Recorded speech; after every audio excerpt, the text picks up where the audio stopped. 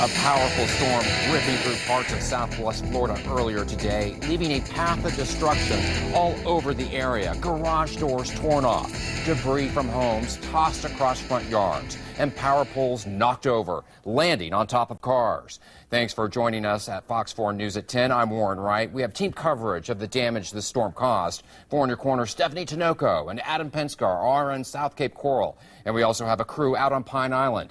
Before we get to that damage, let's send it over to Tony Sadiku to get the latest on the storm. Tony. Good evening, Warren. Absolutely a very active weather evening. Of course, we were tracking it for you all evening long, and I do want to say that I'm very glad that nobody has been injured that we know of right now. But still a lot of damage, and still a lot of storms do exist that are capable of producing some damage. As we take a look at current conditions, you can see as I zoom this thing radar a little bit to the north, you can see Cape Coral, where a lot of the significant damage has been, is now in the clear, as well as Fort Myers. But seeing some heavy downpours, even some thunderstorms now in northern portions of Collier, mainly moving through portions of Naples, Golden Gate, as well as Vineyard, stretching up to Orange Tree. And this is a very potent line of thunderstorms that extends way into Hendry County. And as you can see back out towards the west, you folks could still get some good downpours for this evening. So let's take a close look here and track some of these downpours as it continues to move on through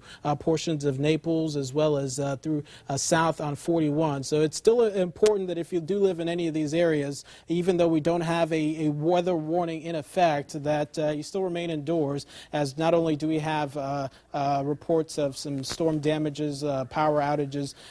This is a very similar system that continues to move through portions of Collier County, and that does extend once again up towards the north into portions of Hendry County as well. So once again, Lee County is in the clear for now. A little bit of some showers and some heavy rains on the south side in San Carlos Park, stretching down to Bonita.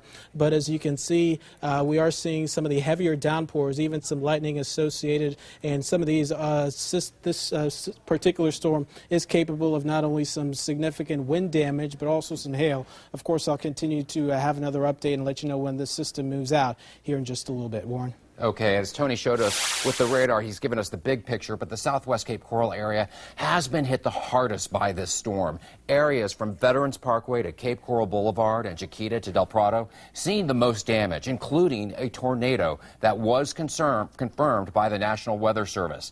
For In Your Corner, Stephanie Tinoco is in South Cape Coral. She's hearing from people who saw and felt the tornado ripping through. Stephanie. That's right, Warren. Right here, I'm on Chiquita Boulevard and Southwest 46th Street, where right behind me is the Cape Coral Fire Department station. Now, you're going to hear from them in just a moment, but I do want to give you some updates we just received from the city.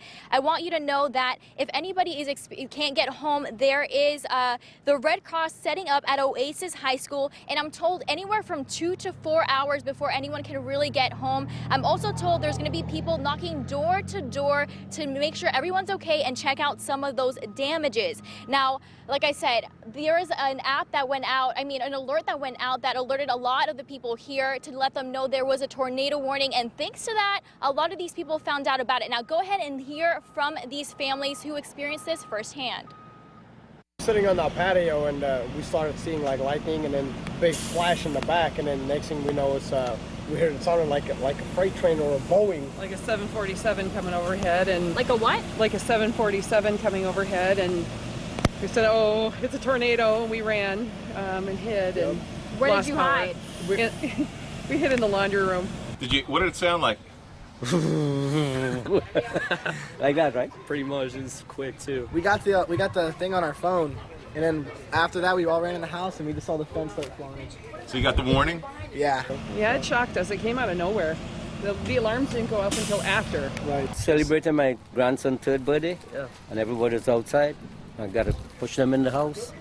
So I go to the front. Everything was gone. We have a bouncy house. It's like two blocks down the road. Now, I want you to take a closer look to these images we're showing you right here. There's a lot of damage. You see damages in homes, boats, all around the street, but there is a huge effort. I have to tell you, there's people here working hard to make sure the roads are clear, people are safe out here on the street, and they're advising you to be careful. There are power lines down. So just go ahead and take a look at some of that damage that you're looking at right now. As you can see, there's people working out here, and they're also making sure the debris is out of the way so everybody can be safe. Now, I want you to give you another update. As far as we know, there are no fatalities, which is good news, but we still encourage you to watch out for those power lines because that is dangerous. As always, we will always have the latest on fox4now.com. Follow us on Twitter, and we'll keep you the latest. Live in Cape Coral, Stephanie Tinoco, Fox 4 in your corner.